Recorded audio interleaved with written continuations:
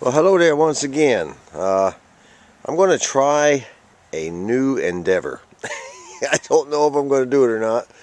But what we have here is a 32-inch RCA flat screen LCD television with remote. Now, this thing was going to be thrown away where my grandson works. It just stopped working, and they decided to just chunk it. And it's a fairly new one. It's no more than a couple of years old.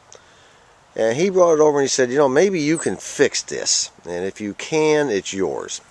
No sense in throwing it in the dumpster. I said, okay, we'll give it a shot. So we're going to see what happens. I'm going to take the back off and go through this step by step and try to videotape my progress. I don't know if I can fix it, but what the heck, you know, I have nothing to lose. I have nothing in it. So let's hope it's just a few puffed up capacitors. And that just need a quick replacement. Now, I will say that when I hit the remote, the power on light does come on. And down here in this left-hand corner, I get a little white thing that says, please wait, or something like that. And that's as far as it goes. I mean, and also the DVD player, it has a built-in DVD player right here on the side. I can slip a DVD into there, and it does suck it on in. And then when I press the eject button, which is right here, it does eject it. So there is some power getting to the inside. I don't know what it could be beyond that. So wish me luck, folks. We'll go through this step by step, and when I'm done, it'll either work or it will not. Alright, I got the thing face down on the table, since I don't have any other place to work on anything so large. And I've got it sitting on a blanket, a fairly thick folded blanket to protect the screen. And I've done a little reading since the last video. I may be wrong about this, but I'm getting ready to take the back off, but I think after I do, I'm going to find out that in the center of the TV will be the motherboard, and then over here will be the inverter board, and over on this side where the power cord comes in will be the power supply board and all of its associated capacitors and all that crap, heat sinks and all that. So I'm going to go ahead and take it off, and we'll find out, and maybe the inverter board might have some blown capacitors on it, which is causing me not to have the screen light up.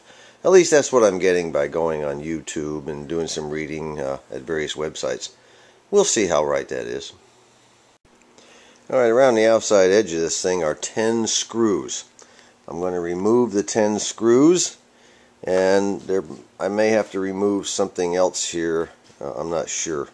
There may be something buried down in here. I don't know. I'm going to go ahead and remove all those 10 screws, and hopefully the back will come right off after that, hopefully. Now here's an interesting setup I've never seen before. You see those flat ribbon cables there, the light gray ones? Well, they don't plug in. What happens is, let me see if I can hold this thing.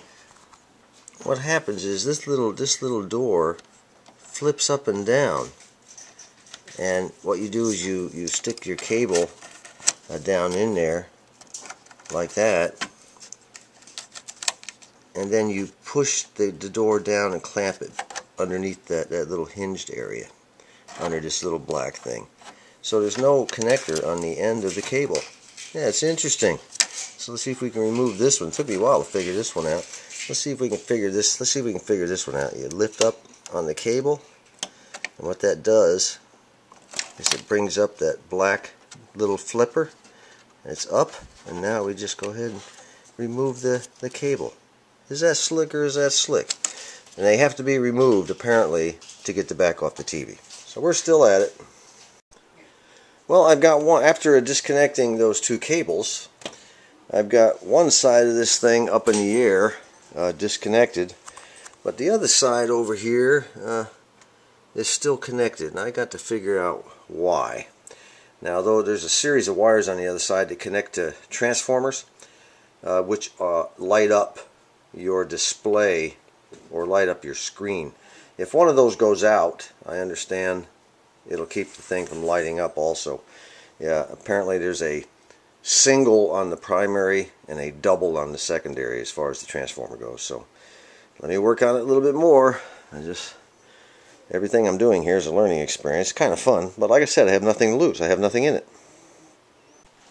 Okay, here are those transformer connections. Apparently what I'm going to have to do is unplug each one of these. And after I do that, the entire back should come off, and all my electrical circuitry and everything will be attached to the back. So I can just flip it over and we'll take a look at it. It's just a matter of squeezing this little, there's a little top thing here that you squeeze, and when you do, it releases it from a lip right here. And then I had to take a jeweler's screwdriver and kind of fit down in there and kind of ease the thing apart while I was squeezing this little tab right here, and it'll slip out. It's a little bit of a time and effort, but you know, there's only these again attached to the transformers that light up the screen. So if one of them is bad or is burnt out, I'll have to replace it. And I don't know, I think it's like less than a $20 repair if I'm not mistaken. Okay, here we go, folks. As expected, here's the DVD player in this thing. Works fine, apparently. I mean, at least it took in the DVD and ejected it. This is the motherboard, I believe, and this big, long, old rectangular board apparently is a combination power supply board and inverter. Now, what I'm going to have to do is start unplugging some wires here, taking out some screws in each of the corners, and see if I can't flip this baby over where I can get a better look at it. Hopefully I'll find just a few puffed up, old, messed up capacitors. I can go down to Radio Shack this weekend, buy some, replace them, and maybe get this baby working.